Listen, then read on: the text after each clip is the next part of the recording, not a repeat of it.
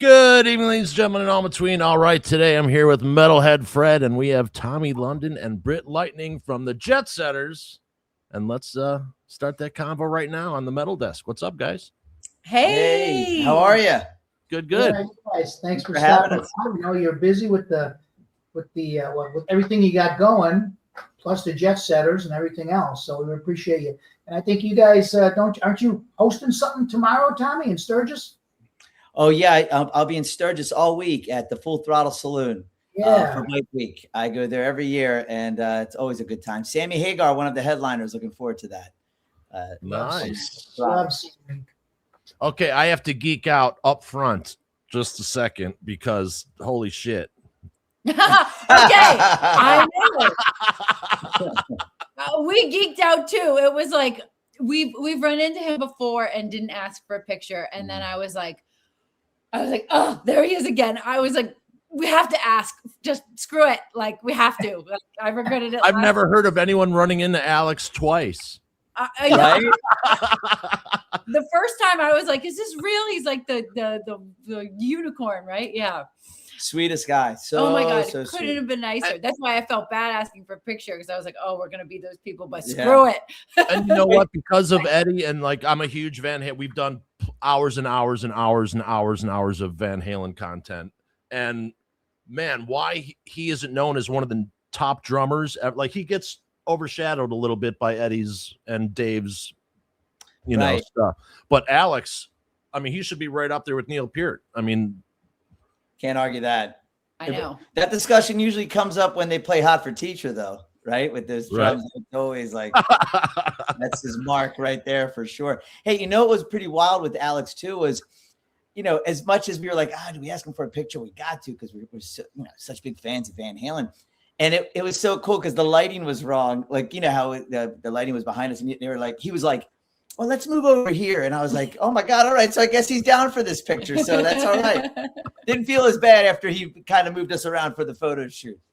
Right on. And yeah, they just did a TED talk, him and Dave and the mural artist. So that's interesting. I was wondering if you ran into him on that day. No, it wasn't that day. It was a few days after. Yeah. Gotcha. And, David Lee Roth being, people give Dave a hard time, but he's one of the best entertainers that have ever hit a stage. No one's 25 anymore. And, we love Dave. We're Team Dave all the way. We are Team Dave for sure. And, I think I prefer, he's adapted like the way he does a little more speaking and I love that. And I will take that over tracks and AI and stuff any day. And he's the real deal and he's still doing it and putting out the effort. I fully support that. I love it. Absolutely. And the addition that he brought to the band, those backup singers are phenomenal. I mean, it just gives it a whole different dimension. Yeah. And during the show, so I'm in like the third row and I turn around. And you know what I don't see? What's that? Not one cell phone in the air. Oh, isn't that refreshing? Everyone just enjoying the show. Like, put your screens down. Nothing more annoying than going and everyone's got their phone. Maybe they put them down when you turned around. They didn't want to get caught. The glare from my head, like blind. Turn back up when you turn back around.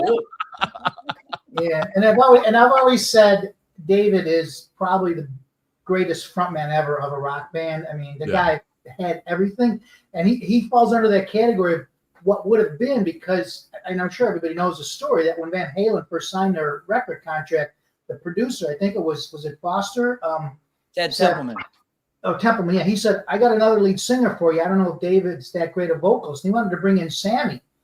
Yeah. And, of course, Eddie said, no, David's our guy. So you just won. It's one of those things of, what would have happened if he would have said, okay, you bring in Sammy, which eventually they did, but how would that have changed the whole complex of Van Halen? Would they have been what they were? Because, I mean, Sammy's a great frontman too, but David is the best. Yeah, that's an interesting question, something I guess, we'll never know the answer to. When Sammy and Van Halen did merge, you had two artists that were on the top of their game, so it's hard to compare where they became to where they were just starting out, at least Van Halen for that matter. Yeah, for sure. And I always thought the Sam and Dave argument was kind of silly because they're different bands. Right. Totally. Right up, different chemistry, both great bands. And why can't we just leave it at that? Right. Why can't this be love? Why can't this be love? Exactly. Yeah, I know it must have been Right. cool for you, Britt, because I know I saw an interview with you, and Eddie was the guy that got you to play guitar. 'Cause I didn't realize you started with flute when you were younger, and then you switched to guitar because of Eddie. So I'll put you on the spot right off the bat, and I'll put you on later, Tommy. I do a TikTok page, and I just recently did my Mount Rushmore of heavy metal singers. So I'm going to ask you that later, Tommy, but I'll ask you right now, Britt, who would be your Mount Rushmore of guitarists? Ooh, okay. Well, Eddie, for sure. Mhm. I'm going to put David Gilmour in there. Randy Rhoads. And I'm also going to put Zach in there because Zach Wilde was a big influence when I started. And wait, are there 4 in Mount Rushmore? It's hard Okay. to narrow it down. Isn't it hard to narrow That's it a hard down? question. No, wait, hold on. I got to remake it a little bit though. Wait, because I got to have Jimi Hendrix in there too.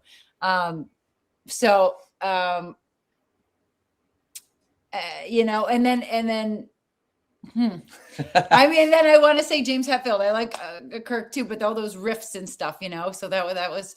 But gosh, I got to get Jimi Hendrix in there. So maybe I'll take out. Oh, this is hard. Oh, it's your Mount Rushmore, so you can Yeah, we'll have stretch it You out. can We'll make it 6. We'll make it 6. Yeah, okay, I'll make it 5. I'll make it 5. It's a Yeah. Mount When Rushmore. I did my singers, it's like I had my 4, and I go, how do I leave Sebastian Bach off? How do I leave him Oh, doing? yeah. It's impossible to narrow it down. Yeah. Mount Rush, one more. There we go. Mount Rushmore. Mount Rushmore plus 1. Okay, and so you also the Boneyard, Ozzy's Boneyard, yeah. great station, Hair Nation, and you also work on Bon Jovi's channel as well, correct? Yeah, Bon Jovi Radio, Hair Nation, Ozzy's Boneyard, and Classic Rewind. Right on. Yeah, so a weird situation happened. Here's my Ozzy tribute. Cool. Oh, that's beautiful, I like that. man. It's really cool. So we were live streaming, and we were doing at this show, which is called the Metal Desk, used to be called Monday Metal. So we're live streaming on a Tuesday, of course, right? Because metal. Yeah. And we were talking to someone who had just got back from the final show of Ozzy's, right? So we're talking to him, all this stuff. 14 days later, 15 days later, and 11 minutes into the show, I'm getting news reports that Ozzy had passed. So I'm checking left and right. And so we're live streaming. I break me, Fred, and Metal Joe are just bawling. So, of course, that what has to be shown all over Europe and the UK is 3 grown men bawling over Ozzy and Uncle Ozzy, man. That was, that was everyone's uncle. And so winds up, BBC Birmingham calls me. I represent American Metalheads on the following morning in the tribute. And it was so interesting. And I know, like, you probably have some inside info, just the things that you were here because you work at the Boneyard. Man, leading up to that show, totally different thing. Day of show, before show, totally different. During the show, totally different. After the show, totally different. 2 weeks later, totally different. Yeah. One of the, I think that impact of that show is going to be bigger than the US Festival, than, what do you call it? I think that is literally going to be, for the past 50 years, the largest music event historically, because it gave everyone permission, hey, we're okay. We made it. Ozzy's taken, to retirement. And Uncle Ozzy said, you're all okay. You're all going to make it. You know what I mean? It was like a validation for everything, because metalheads, it's a different thing than any other genre. It is a community. It is, you live, breathe, dress, so it was very interesting that finally we got the approval, and hopefully the money people now understand that, wow, this is still a very viable income stream. And when they're looking for money now, hopefully, I'm hoping that hard rock is going to come back in a big way just because of that one show. Yeah, I mean, it definitely made a huge impact, and it definitely broke out Youngblood. I mean, I wasn't really aware as much about Youngblood until that show. which was, a huge thing for him. And it's kind of wild. Like Ozzy almost premeditated his passing with that show. It's right. I don't know if, or that's just how things went.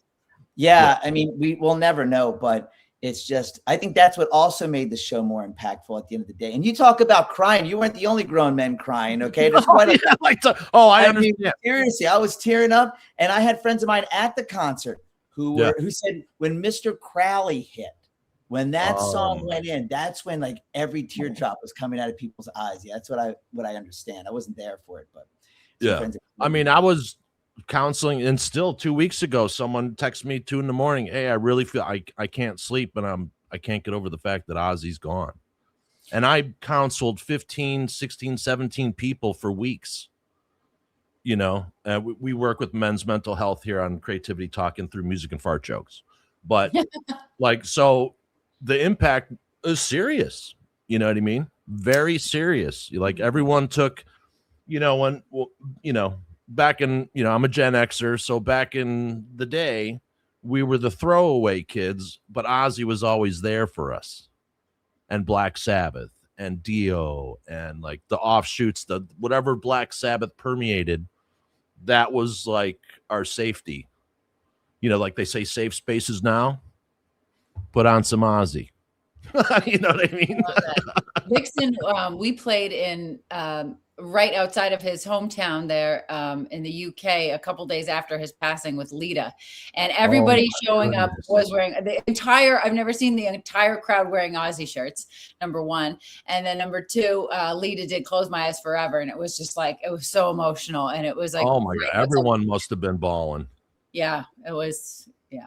Well, you know what it is when, Ozzy, the impact that he had on so many, including myself, of course, was that he opened the door to heavy metal for a lot of us, for me especially. Yeah. When I got turned on to Ozzy, it was after that I found Metallica and Megadeth and all these bands that for some reason I don't know, when I just heard that first cassette, which Bark at the Moon was the first album of Ozzy's I had heard, and just opened all these doors for me. And not just Ozzy, but any artist from this genre that we grew up on and whose albums we bought, they become a piece of us. So Absolutely. When they pass on, we feel that piece missing from the soundtrack of our lives and things like that. And it sucks getting old. Older. And how many bands did Ozzy launch? Yeah. I mean, one of the great things when Ozzy would go on tour, everyone's like, who's opening? Because that's and then Ozfest. Yeah. And what about Ozfest? He exposed so many bands, which is coming back, by the way, next year, which is fantastic news. And they're going to do that in Birmingham, right? I believe so. I think it's going to be like the normal festival tour. Cool. But I don't. States too? I think so. I mean, they've only announced that they're going to do it. They haven't announced that I've heard where they're going to do it. But Sharon and Jack are definitely behind it. So. Yeah. Well, I know they did say something. It will happen in Villa Park, so maybe that's, if they're doing a tour of it, it'll start there. Of course, why wouldn't? Right. That would make total sense for sure. Yeah, and of course, also in the news, Glenn Hughes retiring from the stage. What a classy guy, But what's new is an album by the Jetsetters. So why don't you tell us about that and how that all came together? Yeah, well, so we started writing music together we met about 3 years ago. So shortly after that, but not intentionally to form a band or anything, just casually. I had heard Tommy's solo record and was really impressed. When I met him, I didn't know he was a singer. And I was like, wow, this is so great. And, he's all about like big hooks and like a good pop sensibility. And I hadn't done original music in a band in a long time, since my band in Boston, Jaded, 15 years ago. I mean, of course, working with Vixen and stuff, but that's like, it has to sound like a certain way, but this could be anything because we didn't have anything that we needed to sound like. So we just started putting things together and just sitting on the couch and riffing away. And we weren't really taking it serious at first. It was just, hey, let's just have my guitar out. Hey, I can sing. Let's write something. I was living when we first broke out the guitar like that. I was living in New York City, so I couldn't sing too loud, or else the neighbors would probably get pissed off. But they got an early glimpse of these songs, and then it just started snowballing and we just started writing another song. And then last summer, we went to the recording studio to record the collection of songs we have. So we do have an album of material ready, but we keep writing songs, which is a good problem to have. Right. And like, oh, we got to add this one to the record. Oh, hey, this new idea, I think we got to put this on the record. So this could be like a double album. But absolutely, we live in an environment where it's a singles market. Yeah. So we can, so I think our strategy is to keep dropping the singles, and we'll lead up to that record at some point next year. Yeah, and a lot of people are doing EPs now just because it doesn't make financial sense to go hole up for, not like people hole up anymore for months in the studio, but still it's time and cost and production, and when you can be playing and earning, that's, so it makes total sense, and plus, how many times have we bought albums during the day because people were under pressure, under contract, that they put out some schlock because, as you said earlier in the interview, your dad was calling someone a bump on a stump or a bump on a log. My grandmother. He called me a bump on a stump. I still don't know what that means, but that's a hell of a T-shirt. Okay. So bump on a log. Right. Okay. So my grandma, she was Czechoslovakian, and she had a saying that meant bump on a log, a da-da-da. Someone who just sits there, doesn't, they're sitting on a couch, not, no conversation, nothing, there's no interaction. They're not helping clean. They're not helping with the dishes. They're not preparing food. It's just a da-da-da. So when you said that, thanks for making me think of my grandma. She was anytime. So that's the song that'll get any brainworm song out of your head, but you're stuck with it. That's true. You're stuck with that one for sure. So you got the album coming out later next year. Sound like a double album, possibly. You got the single Above the Noise, which we're going to do a video reaction to you later. But you guys have been together as a couple for what, about 3 years now? Mm-hmm. Yes. 3 years, and I heard the story of your wonderful pickup line when you met her the first time, which you can tell us later. But so being a couple now, and now you're working together as a band, was there any surprises that you discovered about each other working creatively now instead of just as a couple? Yeah, she's the boss. Wait, but I was only. Here's my new song, Taking Out the Garbage. No, we're not doing that one. We're doing this one. No, I'm kidding. Absolutely.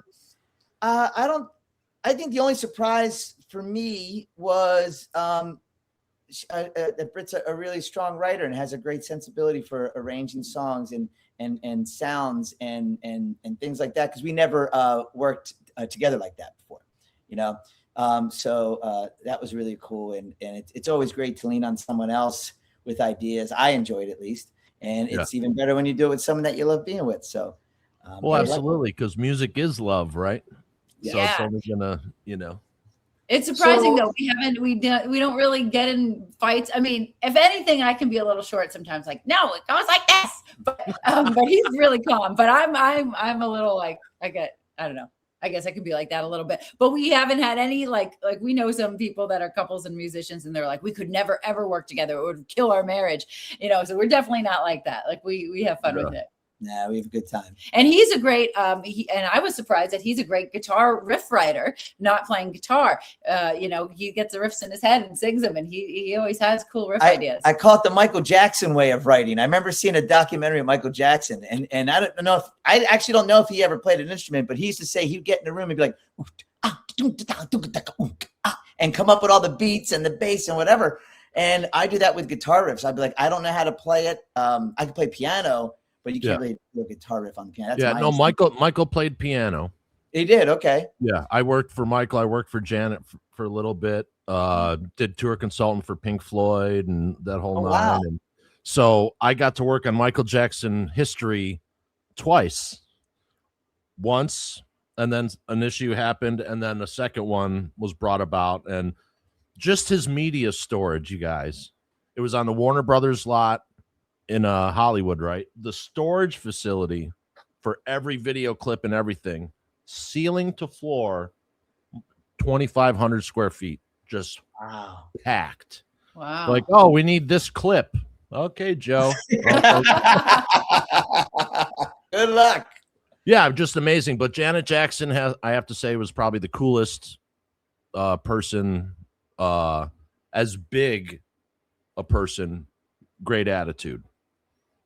I mean, she was, we went in during dance rehearsals and literally stopped mid-tune, talked to all 6 of us, introduced, took time for everybody, very professional, and, just a great person. Pink Floyd, not so much. They walked in a grid. Rushmore? They walked in a grid 4 feet from each other. And I'm like, it's a rock and roll band. And we're at Dodger Stadium and we're doing this is when the Pig came out to fly and all that stuff in 94-ish. And I just couldn't get it. You know what I mean? I'm like, you guys, like, people love Pink Floyd. They're here to see you, man. It's okay, but I have no inside knowledge other than that time I was with them. But I respect them as musicians for sure. You may be able to help me with this. Okay. I have been curious about this for many years because I saw Pink Floyd on that tour in the 90s, early 90s. Mm-hmm. And I remember the Big Pig flying over me, Veterans Stadium, Philadelphia, the now defunct Veterans Stadium. Okay. And water dripped on me. And I don't know if it's because the pig was peeing on people. Like, was it peeing this pig or did it have water on it and it just fell? I've always wondered if that was a most likely condensation, because if they're doing it from up top, the fan, I mean, there's things that make the pig go. Okay. You know what I mean? So that would make sense. For years, I thought I got peed on by a pig from Pink Floyd. Hey, but it's totally it could have been one of the roadies up there, in the grid. Let's get this guy. There he is. Absolutely. Yeah. So if we get back to songwriting for just a second, because that always intrigues me. I like to mess around with songwriting. Vince has written songs as well. So I'll ask for both of you. I'll start with you, Tommy. So you've interviewed a ton of famous rock and roll celebrities and so forth. Has talking with all these legends changed the way you write songs? No, not necessarily. Their music inspires me to have an idea to write, but not talking with them. Talking with them inspires me in ways sometimes with the business when they talk about certain things in the business or things they've done or marketing, things like that. But as for music, that just comes from their music themselves when I hear. But good question. Gotcha. Okay, and then Britt, same topic, songwriting. So you got a reputation for being an incredible technical playing guitar player, but when you're writing, do you think like a guitarist or a songwriter first? I try to think like a songwriter. I try to, not even use an amp, so I'm not really like, thinking about riffs or, tones as much as like just grabbing an acoustic and just having a solid structure of a song, with nothing else. And then if that's good at those bare bones, then the more you add, it'll just make it even better. Okay. Right on. Fred, I know you have a question about a GTO convertible that you want to ask. Yeah. So Britt, you were in a band when you first were in Boston, Jaded. Yes. And I understand you talked to your sister going from drums to bass. Was she in that video? The Gear in a Machine? Was that her in the video? Well, we got a new bass player at that time. She really hated it. She was forced into playing gigs because I pulled the big sister card. And she was actually a drummer. So when we were in high school together, we would jam and I would play guitar and she would play drums in our living room and with our friends. And then at some of the little cafeteria high school jams that I kind of helped start. And that was fun. And she still plays drums to this day. So she's good, but it was never in her blood to like go out and play bars. She hated that, being out late, she just hated the whole thing and couldn't wait to get out of it. And then I finally found another female bass player and she was like, thank God. Now, the question I got is the car in that video. Yes. Is that one of yours or is that the studio's? No, that's my baby. Yeah, I even have You were driving. Oh, right on. There you go. That is right behind you there? Yeah. Not my exact one. This was an ad from that year with the tiger. It says, how to tell a real tiger from a pussycat. Drive it. Nice. But I love Pontiacs. I love old muscle cars. It's a 66. It's all original. Except for the engine was replaced. It's got a 350 in it instead of the tri-power. But it really is beautiful. And I love that car. And I hope to expand my collection as the years go on. But that's my number one. And those are rare. Even now living out here in California, I rarely see GTOs. You see a lot of Mustangs, and stuff, but I rarely, Camaros and stuff, but I rarely see GTOs. I know there's 165 that's a similar color. The guy's a musician too. He drives around Hollywood sometimes, but it's rare. Yeah. A buddy of mine had a 64, I think, GTO when he was first driving, and he was determined to get it. This was going back about 4 years ago. He was determined to get a car, a bare bones car, and have it made exactly finished like he had it when he was 16 years old. And he bought the frame, and he showed me a picture of the frame. And he goes, "What do you think of this?" I got it for 15. I go, 1,500? He goes, "No, 15,000. I go, "Are you insane?" He goes, "Yeah, but that's what." And then he was going to have all the upholstery the same way. Long story short, it's been 4 years. That car's about halfway finished now, and it's cost probably about $70,000. Oh no! You could have bought one for half of that and been driving it for the last 4 years. Oh no, that's a sad story. Yeah. Yeah, he'll never get that money back. Well, but it's a labor of love. Yeah, and that's what it is. Someday it'll be finished. Yeah. So also going back a little bit, you were Jaded, and Tommy, you were in a band called the Dirty Pearls Band back then as well. Dirty Pearls, yep, out of New York City. Yes. Dirty Pearls. So you both have a little history there. And now, Tommy, you're with, as we mentioned earlier, Hair Nation, Ozzy's Classic Rewind, and the Bon Jovi channel. How did you get start with Sirius? I had never done radio before. I had a friend of mine who knew the president of Sirius XM, Scott Greenstein, and we were just shooting the shit. And he said, "Tommy, you know who wrote what song? You know who played on what song?" I go, "Yeah, it's useless knowledge. It's fun at the trivia night at the bar down the street." Right. And he goes, "No, I think you'd be great on Sirius XM. Let me try to get you an interview." And I've heard all this type of thing before. I was like, "Okay, sure. Yeah, sounds good." But no sooner said than done. He scored me that interview. And I hit it off with Scott, and he hired me on the spot for the weekends. And since then, now I'm on pretty much 2, maybe even 3 times a day. Cool. Yeah. So great story. I love that job. I've always talked about these bands, and now it's great to make a living talking about these bands. Right. Yeah, it is really cool being being older, getting to talk to all the heroes of ours that we grew up with, and to relate. And you're at an event, and Doug Ulrich walks right up to you, and you're like, "What?" Like, "What? No way." And so many great stories. And really today, if you're out there touring and playing, it's not an off the cuff, no, you really have to love music, and you really have to be a dedicated musician to go out and tour, because, it's not, MTV 1988 where everyone's dripping with cash or still living in a studio apartment and everyone thinks they have cash and being in debt for $12 million. But, it really is. People don't understand that, it's like you're working musicians. It's, you're making not what you think they're making. You know what I mean?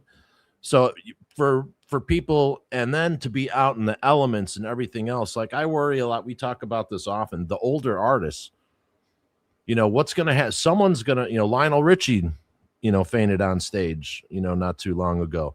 And when we were watching Rudy Sarzo at Quiet Riot, it was like, 16 billion degrees at the first row, and it's 20 degrees hotter up there. And we're like, how, you know what I mean? Like, are we going to get to a point maybe where, due to insurance company, not my idea, but maybe an insurance company is going to say, "Hey, you guys got to tour during the cooler months or be indoors," or at least have a cooling.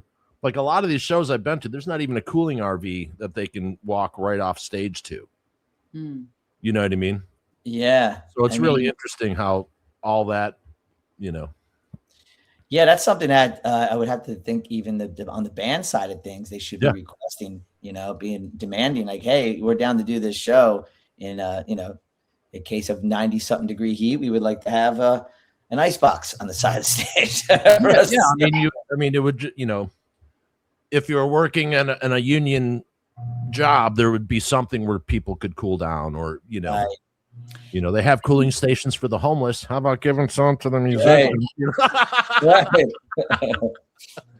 But how's it for you on stage, Britt, with Vixen? Now, you've been with Vixen since 2017, and anybody in the Chicago area, Vixen will be opening for Quiet Riot August 21st at the Arcada Theater in St. Charles. I'll be there in the front row, so you're gonna have to look at this while you're up there on stage the whole time. But you guys are up there in leather, you and the other girls, and you guys are all over the stage. You have such a good time on stage. You and Julie, especially, interacting with the crowd. So it's gotta be hot up there, dressed in leather and running around. Yeah, big time. In fact, last summer we had a show. We did the Beaver Dam. What's that called? In Kentucky, and it was so hot and so humid. Our lead singer and Julia had a little problem, but Rosa really had a problem, and we had the paramedics come right after, and I could tell in the last song we were doing Edge of a Broken Heart, and I could see like she wasn't moving like she normally moves, and I was kind of looking at her out of the corner of my eye, but didn't want to focus on it. But I was like, something's a little weird, and then she just went right off stage. But now we do make sure that everybody has to drink like a Gatorade or a hydration pack before we go on. That's like mandatory, because you forget like how much you sweat out, especially like you said, in leather that doesn't breathe. And we always have wet towels on stage, like cold towels soaked in water. So that's been helpful. And fans, make sure we have fans on those gigs as well. But and then you have to just make sure you treat your body right, like eat and don't not eat just because you want to look good on stage. Like you have to have some nutrients and stuff, or it's easy to faint up there, and a little bit of salt, a little bit of sugar, that kind of stuff. So but it's scary. So I mean, and even older people are doing it. So you got to I think health is the most important thing. And it doesn't matter if you have to sit down. I'd much rather see an artist perform. And if he has to sit down one song, somebody like take a break, I've seen that a lot. And some people are like, oh, why is he sitting down? And it's like, who cares? Like he's delivering the show. How would it be for you up there? But for me personally, I started wearing shorts on stage for hot gigs because I'm like, screw it, screw the leather pants. I've talked to people who are big sports fans, and they're always blah, blah, blah. I'm like, dude, you're 320 pounds. If you got hit once by that guy, you'd be in traction for 3 weeks in the hospital. Hey, Fred, if you're going to be in the front row for the show, you may want to bring a box fan for them. Maybe you can hold it up there in the show. Or get one of those little spritzer. Yeah, and no peeing pigs. And what? No peeing pigs. No peeing pigs. No peeing pigs. I'm over for peeing pigs. Well, I'm looking forward to seeing you at that one. I love playing the Arcada. Looking forward to that. Yeah, Arcada is a great theater. I love that venue. Love the food. Love the vibe, the history. Yeah, it's a cool spot. Make sure you get some of Ron's meatballs. Always, and ravioli. Yes. Ooh. Yes. Yeah, they're celebrating 100 years this year. So. Oh wow! I didn't realize that. Yeah. You guys will probably get one of his awards. He's been giving out awards to artists, and you guys have played there quite a bit. We have, and we recorded our live record there. Live fire. Mm-hmm. Yeah, it's a great sounding room. The lights are incredible. Yeah, he's responsible for a lot of great music that still happens live in Chicago. He's keeping it alive in the suburbs, because otherwise you got to go into the city or wherever. So he's keeping it alive. He's got the 2 theaters. So he gets. I mean, later this year I'm going to see Wasp there. Robin Trower, who I've never seen, so I'm looking forward to seeing Robin Trower. Quiet Riot again. Queensryche's coming.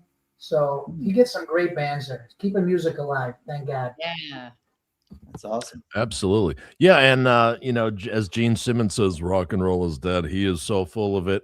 We are out constantly on the search for new music. There's so much great new music coming out that, like I say, The great thing about the internet is everyone can put out their music. The most horrible thing about the internet is everyone can put out their music.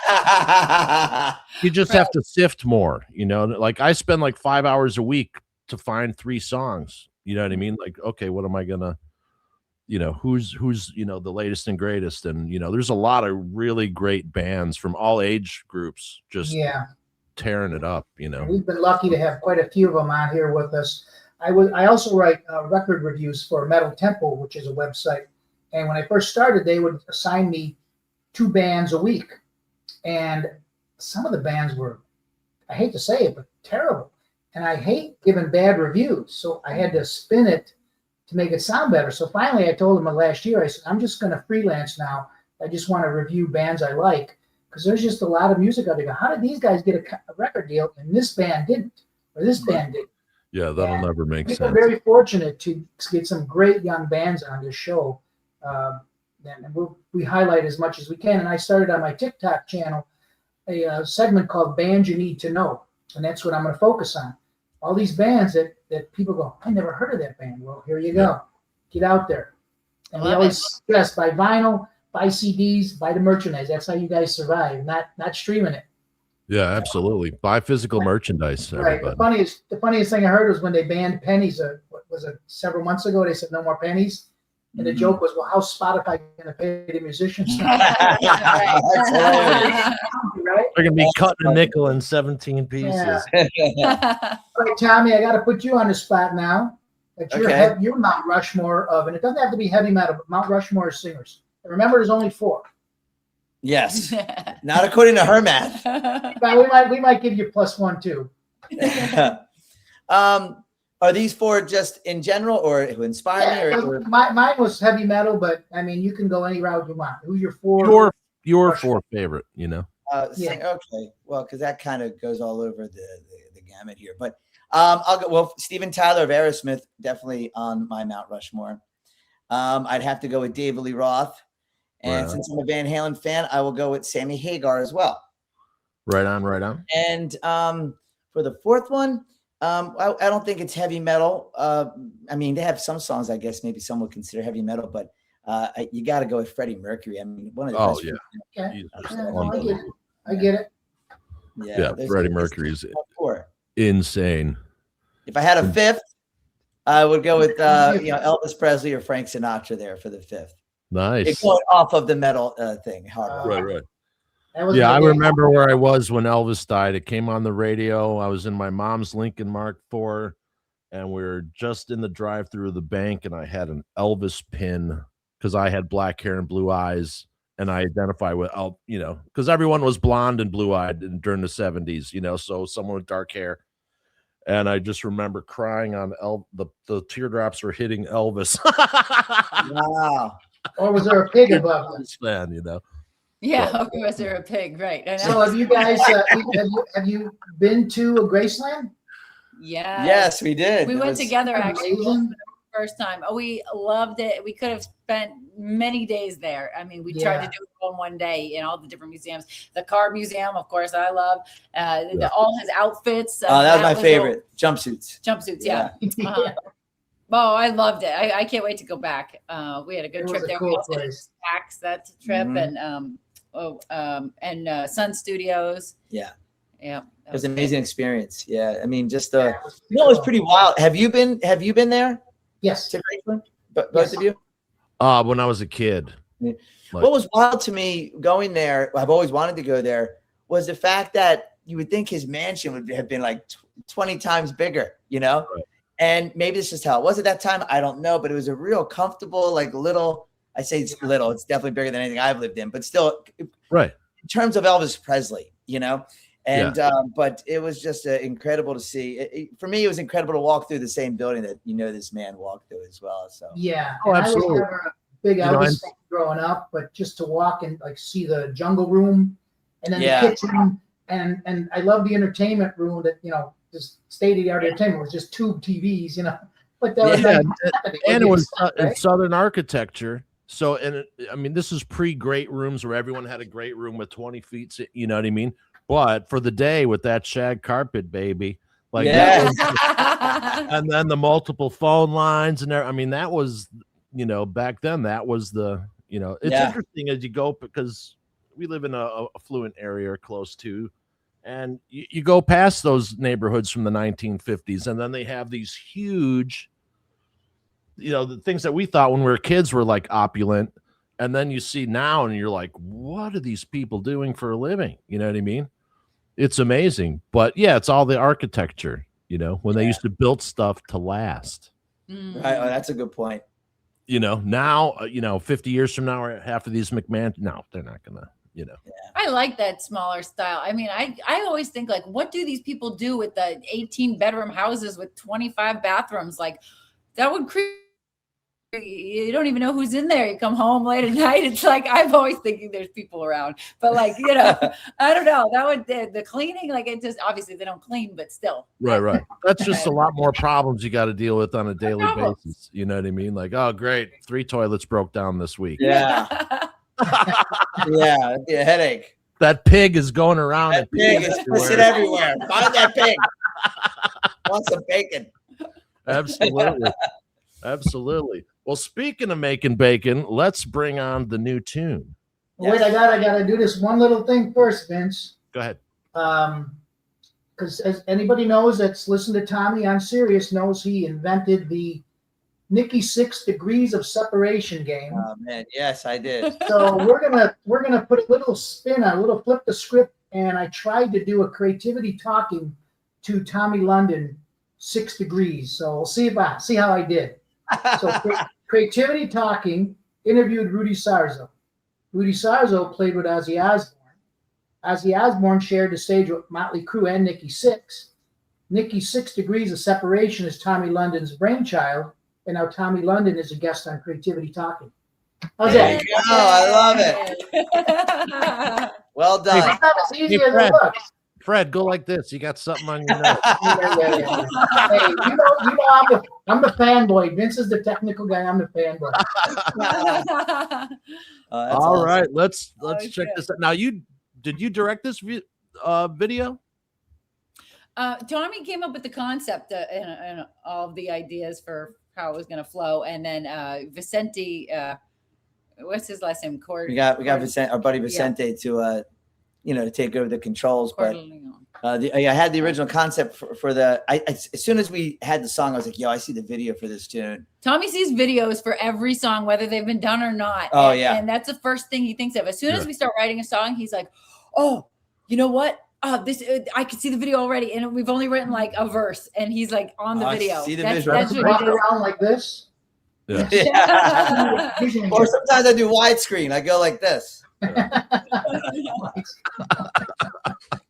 Exactly. Now it's like this because right. That's a statement. It still drives me crazy seeing vertical video. It just drives me nuts. Yeah, I don't like that trend either. Anyway, but all right, let's get to the music video here. And back in the day when I was helping make a bunch of music videos, and you'd see a band and you're like, man, there's this budget's like $1.5 million for their video. How are they ever going to I used to feel so bad. I'm like, man, they don't know. Right? You're right. Absolutely. Like Aerosmith, fine. We literally recreated a garbage dump, a junkyard in a stage when we could have gone to a junkyard. You know what I mean? What video was that? God, it was on a Tuesday.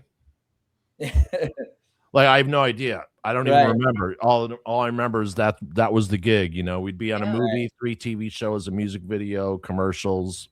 I did do the Slash coming out of the water, though. I built the armature for him. Oh. And there's a story there, but I won't get into that. But let's say he rolled out of the golf cart and we had to put him underwater. And I'm like, dude, I can't be the guy who kills Slash. But anyway, yeah. It's interesting how creativity, some people, they have their one thing and that's it. And then some people, they offer their creativity to making videos or art or painting. It's very interesting how many creative people are creative in more than one way. And making videos is one of those. So let's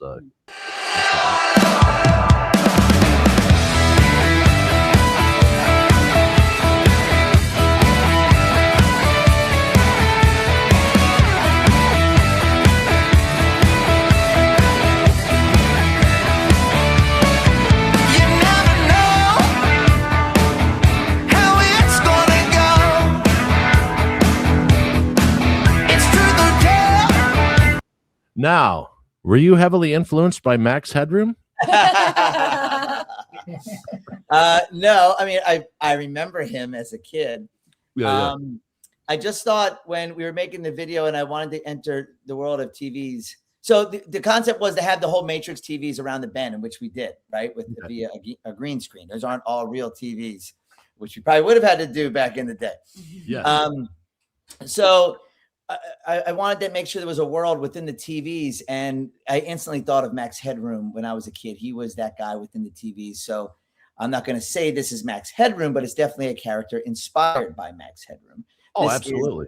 This is Rex Malone, who is in charge of the TV world. And right on. But that was inspired by Max Headroom. Yeah. Awesome. When you're saying hello, I'm calling all the shots this time around. I don't want anyone running me to the ground. You never know how it's gonna go. Can't stop the static in my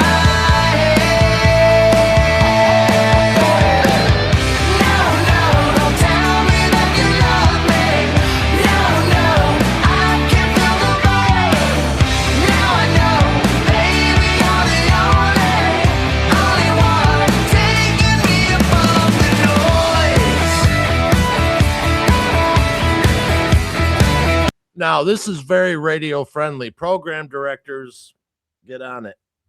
Yeah. Yes. Absolutely. I played the game, took a couple of falls. I gave too much time, now I'm taking it all. Can't stop the static in my head. No, don't tell me that. All right. How long did the makeup take? You know, I get asked that a lot, and believe it or not, it took like, what was it, like about an hour, maybe? Yeah. About an hour. Really? Yeah, because the prosthetics really are my chin and my forehead. Bro, okay. It wasn't like the whole face. So then after you put the prosthetics on, which was my first time ever using prosthetics, by the way, a very enjoyable experience. And and then the makeup to kind of, make everything flush. And then just sprayed my hair to change the color, only because I kind of wanted to be separated from myself. Yeah. No, No, that's not bad at all. An hour. I mean, when budgets are, right. are tight, that's great. And that's fantastic.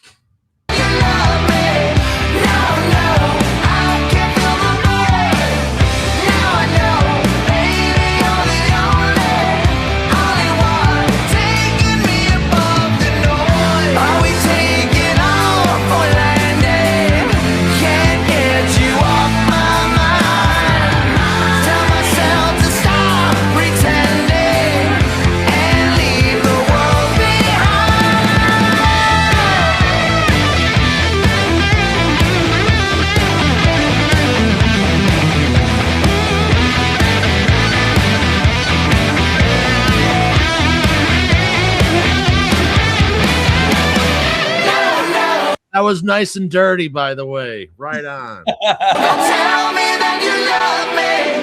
No, I can't feel the void.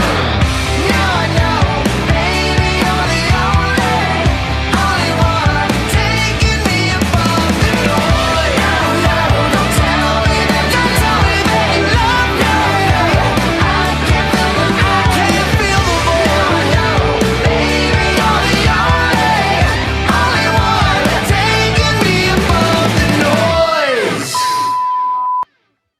Yes, I love that you had Space Invaders in there.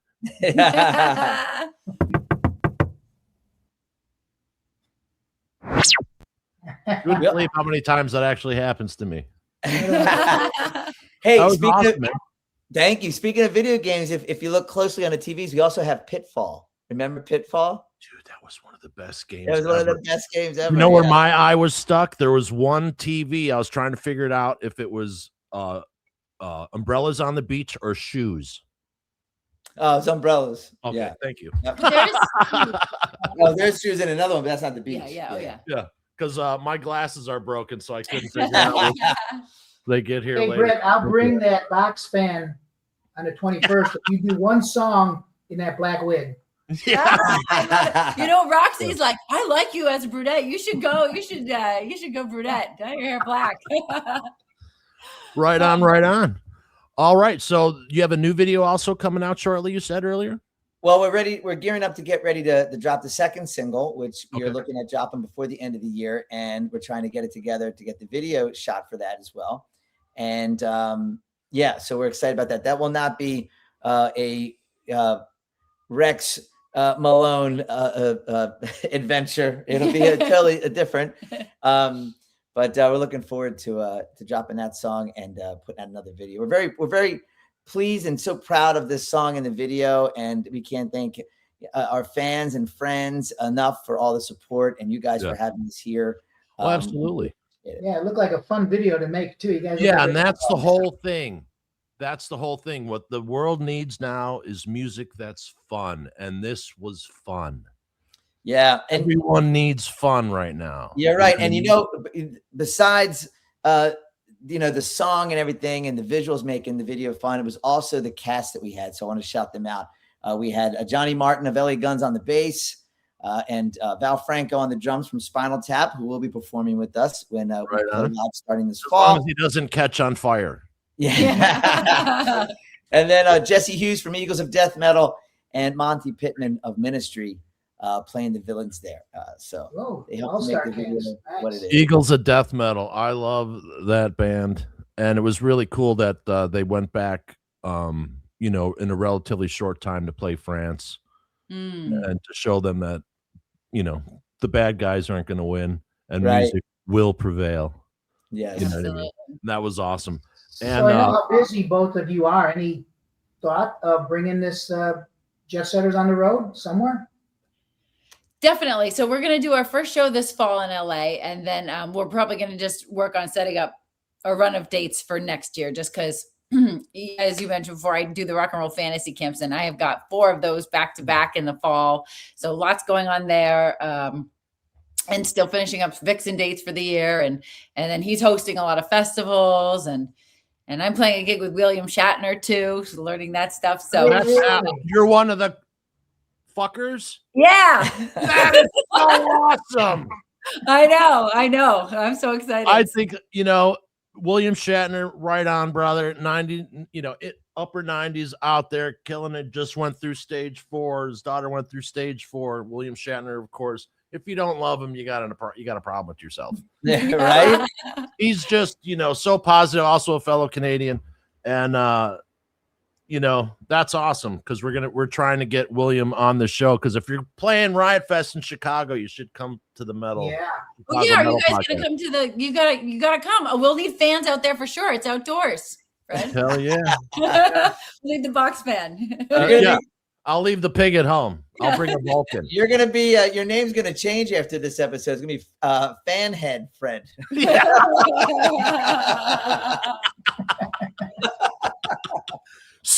I'm super fan. Super fan. But yeah, we definitely awesome. want to play it And so we didn't even get to, we'll mention it real quick before you go. We didn't get to mention you are the musical director, Britt, for Rock and Roll Fantasy Camp, which if anybody wants to give it a shot, if you have play guitar, sing, whatever, check it out. What an experience. They have tons of celebrities there, and I've seen the documentary on it. What a great experience. Yeah, thanks for watching. It is awesome. And so, yeah, we've got 4 camps. We've got a couple in LA, we've got one in New York, and one in Seattle. So you get to jam with your musical heroes. We've got Dave Davies from the Kinks, we've got Simon Townsend from the Who, we've got Liberty DeVito from Billy Joel, we've got Jerry Cantrell, Alice in Chains, Kim Thayil from Soundgarden, Dave Cruzen, formerly of Pearl Jam. We've got Belinda Carlisle and Kathy Valentine from the Go-Go's, Kate Pearson from the B-52s, Sherry Curry of the Runaways. Lisa Loeb is coming to do some songwriting with us. And we've got Warren DeMartini of Rat, and we've got Michael Anthony, speaking of the mighty Van Halen. And we've got Brad Gillis, Night Ranger, and Kenny Aronoff playing with Sammy Hagar now. So you get to jam with all these people. So it is an amazing job. I'm very grateful for that job. I love it so much. So yeah, what a cool thing for a fan. Any big names. Yeah, I know. We'll work She's on a that. name dropper. You know? She's the fan head. Yeah, but what a cool thing for, you know. Yeah, nice. Yeah, what a cool thing though for people, you know, who've all their life wanted to jam with one of those people or multiple, and doesn't matter what happens, they will remember that until their last breath. And that is such a cool gift, because that wasn't around when we were, you know, starting out. No, it changes lives in more ways than one. Like you grow, because a lot of times these people aren't professional performers or musicians. And so it's very scary to get up on stage at the Whiskey a Go-Go and jam with Zach Wilde. Like that happened, you know, it's like, it's crazy. And so you're thrust into this environment, and it helps with confidence building. It helps people in their jobs. It helps all around, like just gaining confidence and just growing as a person. So it's amazing. Oh, absolutely. Just yesterday, I was doing a recording session for this guy, never been on the microphone. He's 58 years old, and he wanted to do Christian rap. I'm like, all right, whatever. It's a gig. You know what I mean? And like, so he was nervous and hard on himself. I'm like, dude, no one sees, no one's you know, relax. And, you know, and I'm an atheist, but I had to say to him, like, hey, man, who you talking to? If you're talking to the devil, make sure he's right in front of you and just tell him what you think. And just certain little directions, and he finally got it. But next session will be better because he'll get it more. But it is cool to see people come out of that shell and understand what they've been wanting to do. Yeah, you know what I mean? Totally cool. And that's a minor level compared to, you know, giving someone the dream of, you know, jamming with Warren DeMartini and yourself and Kenny Aronoff on the draw. Are you kidding me? Yeah. That's so great. And also spreading the word on Sirius. Thanks for talking to us in our cars, in our homes. While people work out, not me. Well, Fred's in the gym anyway. I'm, you know, talking to the peeing pig in the backyard. So thank you for that. Also, you know, I'm sure you heard a lot of stories in the past year and a week since Ozzy passed away. And I know that you understand the importance of you being there and representing and all that kind of thing. So thank you for that. And thank both of you for your music. And we hope to talk to you guys soon. All right. Yeah. Thank you so much for having us. Yes. We love talking to you guys. Absolutely. All right, ladies and gentlemen. And is the Jetsetters.